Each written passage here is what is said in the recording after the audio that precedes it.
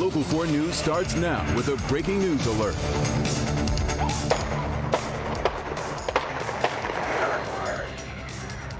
That breaking news happening on Detroit's west side with officers firing shots at a stolen car in a neighborhood.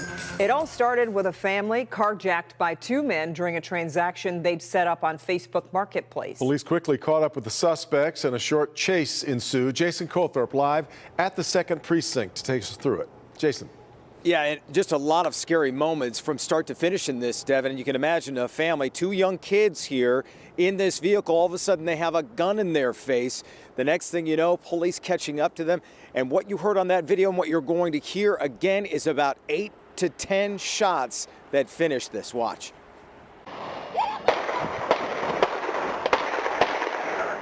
That is the end of a 2-block chase between Detroit police and two men in a stolen Jeep Cherokee.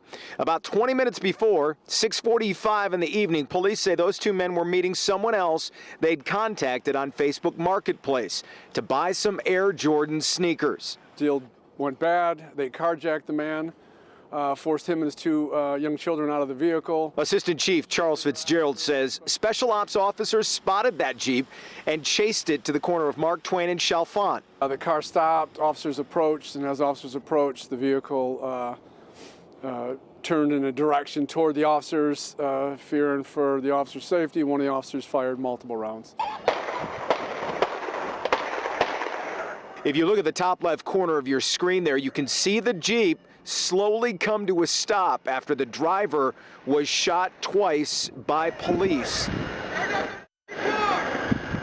Officers applied a tourniquet to the driver and then took him to the hospital where he is in temporary serious condition. And as for the family who was carjacked, they're doing fine. Well, unfortunately, they tried to do what was right, do it in a public place. Go to a police precinct, go to one of our precincts and go there, go in the parking lot, arrange that deal.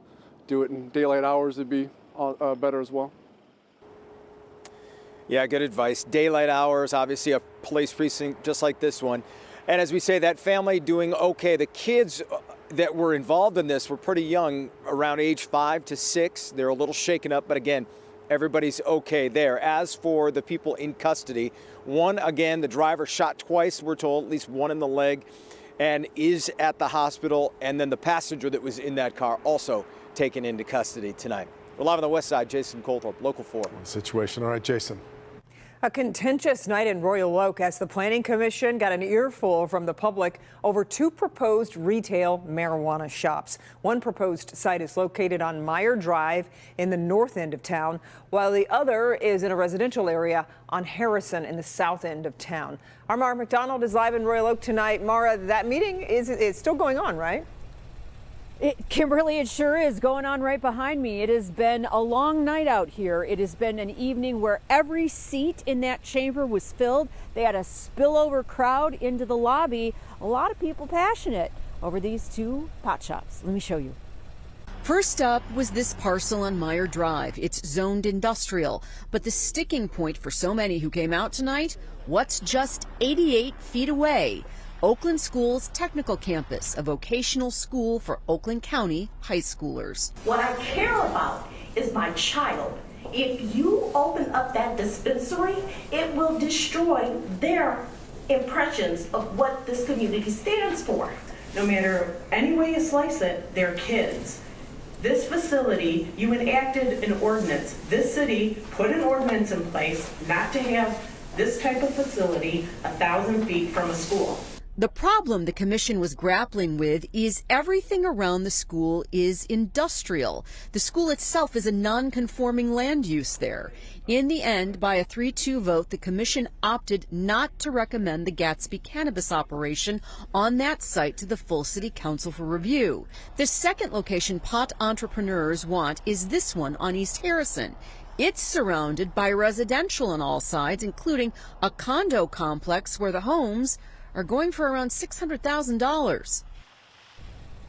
Back here live, that meeting going on in there right now. The applicant and their attorney for that second location has just presented their schematics. They have not really started hearing public comment on that yet, so stand by on that one. But Kimberly and Devin, I'm not so sure that that #1 spot on Meyer Drive I'm not so sure that that's over yet. The mayor, who sits on the Planning Commission, even said tonight there's concern over litigation on that property. So stand by. Live in Royal Oak tonight, I'm Mara McDonald, Local 4. Okay, Mara, thanks. Well, for the second straight night, traffic headed into Canada is shut down at the Ambassador Bridge as protests continue in Windsor. And all that traffic is now shifting to another border crossing. Tim Pamplin live with the night cam near the Blue Water Bridge in Port Huron. Tim. Yeah, hi Devin, hi Kim. This is I-69 heading westbound. You see all the truck traffic on the left. This is, as you say, the result of the Ambassador Bridge being shut down. Now all the truck traffic has to make its way up to Port Huron. The closing of the Ambassador Bridge has caused a knock-on effect up at Port Huron and Sarnia at the Blue Water Bridge. Trucks as far as the eye can see earlier, the backup stretching for about 12 miles, and these drivers can only drive for so many hours per day. Got about an hour and a half left on schedule, and if I even touch that traffic, I'll be out of hours on the road. Protesters at the Ambassador Bridge say they're not going anywhere. They're staying put. Law enforcement telling us they don't plan any enforcement action, just observing, making sure everyone stays safe. Our lives have been hijacked for 2 years. Literally, hijacked. So as the protesters claim their prize of the Ambassador Bridge, truckers are forced to head north to the Blue Water Bridge. Grab yourself some apples out of there. That's where I saw this man Dave handing out apples and food. Didn't want to do an interview. Too busy supporting the truckers, who are frustrated. We tried to cross Ambassador. We had to change it to Port Huron because it's been shut down. Now we're down. We're blocked here too, so I guess they've shut it down as well. Well, the Blue Water Bridge is officially open to traffic getting into Canada. It's taking hours. It takes my hours, which I have to spend with my family, and I have to share, and the company fuel also. But the protesters and their supporters will tell you there's a much bigger picture here. At a certain point, you have to stand up, and that's going to upset some people, and it's going to inconvenience some people, but it's a greater cause. It's our freedom, it's our children's freedom. So back out here, the backups continue. At one point, as I said, about 12 miles long. This backup here is about 6 miles long, and with no end in sight. Our Tim Pamplin reporting. We'll keep an eye on it. Updates coming in the morning as well. The parents of the suspect in the Oxford High School shooting went back in front of a judge today, with prosecutors playing the 911 call James Crumbly made moments after finding out there was an active shooter at the school. I'm at my house.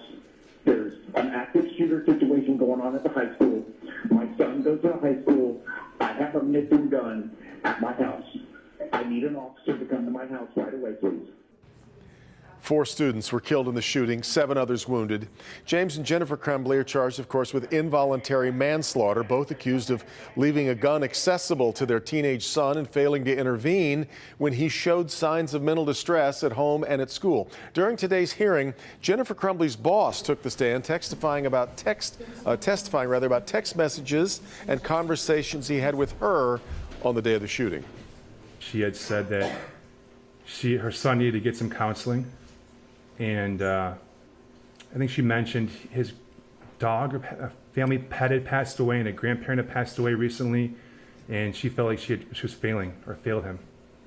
I'm sorry, she said what? I think she said she felt as if she was failing him or a failure. Now, the Crumbleys remain in custody at the Oakland County Jail. Their preliminary hearing set to continue February 24th. Of course, their son Ethan is charged as an adult with 4 counts of murder. Tonight, Michigan lawmakers approve a new spending bill to help fight against COVID-19. The $1.2 billion bill would allocate federal aid dollars to give recruitment and retention bonuses to workers. It breaks down to $300 million for hospitals and nursing homes, $150 million for school safety, which includes buying COVID tests to keep kids in school, $100 million for early treatment of patients, and $70 million in grants to adult foster care facilities. Governor Whitmer is set to sign the bill after senators agree with a House change.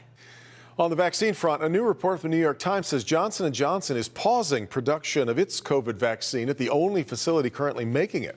According to the report, the company will instead focus on a different, possibly more profitable vaccine of a non-COVID virus. J&J's vaccine is a top choice for much of the developing world, given that it's just a one-shot dose. The pause could reportedly reduce supply of the vaccine by hundreds of millions of doses.